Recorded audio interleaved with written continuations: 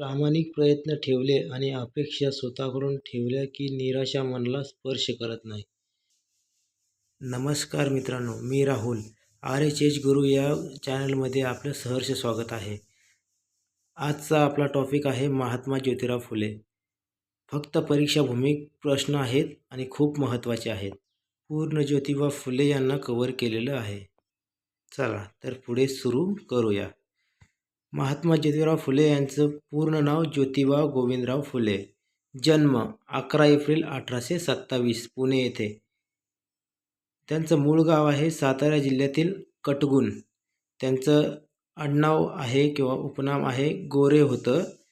नंतर ते फुलांचा व्यवसाय असल्यामुळे त्यांचं आडनाव हे फुले पडले. आईचं नाव चिमणाबाई व पत्नी सावित्रीबाई. त्यांच्यावर विशेष असा प्रभाव पडला थॉमस सेन यांच्या द राईट ऑफ मॅन या पुस्तकाचा त्यांच्यावर विशेष प्रभाव आहे.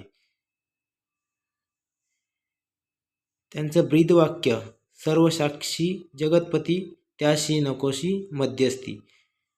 त्यांचा विवाह हा 1840 सावित्रीबाई फुले यांशी झाला होता. आता त्यांच्या खऱ्या जीवनाची सुरुवात व समाज सुधारणेची सुरुवात बघूया. 3 ऑगस्ट 1848 पुण्यातील तात्यासाहेब भिडे यांच्या वाड्यात मुलींची पहिली शाळा सुरू केली. त्यानंतर 3 जुलै 1851 पुण्यातील बुधवार पेठेत आप्पासाहेब चिपळूणकरांच्या वाड्यात मुलींची दुसरी शाळा सुरू केली. महारामागाच्या इतर लोकांना विद्या शिकवणारी संस्थाही स्थापन केली 1853. 1863 पुण्यात गंजपेठेत स्वतःच्या घरात बालहत्या प्रतिबंधक गृह स्थापन केले व 1865 नाव्यांच्या देशातील सर्वप्रथम संप त्यांनीच घडवून आणला. त्यानंतर 1869 स्वतःला कुलवाडी भूषण उपाधी स्थापन करून घेतले आणि 1869 शिवाजी महाराजांचा रायगड येथील समाधीचा जीर्णोद्धार केला.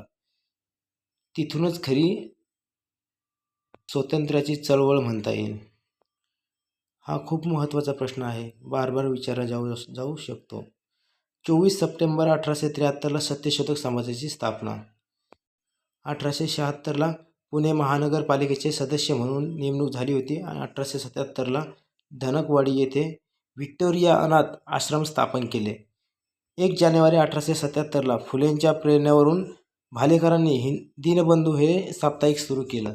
11 मे 1888 मुंबईच्या जनतेने कोळीवाडी येथे लोखंडे व राव बहादूर वडेकरांच्या हस्ते महात्मा ही पदवी बहाल केली.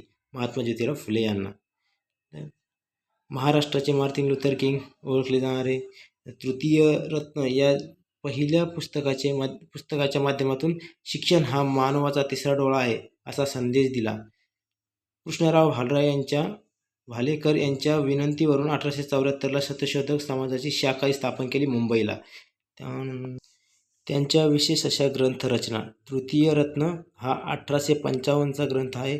जातीय भेद विवेकसार 1865. पवाडा छत्रपती शिवाजी महाराज 1869. ब्राह्मणाचे कसब 1869. गुलामगिरी 1873. शेतकऱ्याचा आसूड 1883. सत्सार 1885. इशारा 1885 व सार्वजनिक सत्यधर्म 1891 मरणोत्तर प्रकाशित झाला.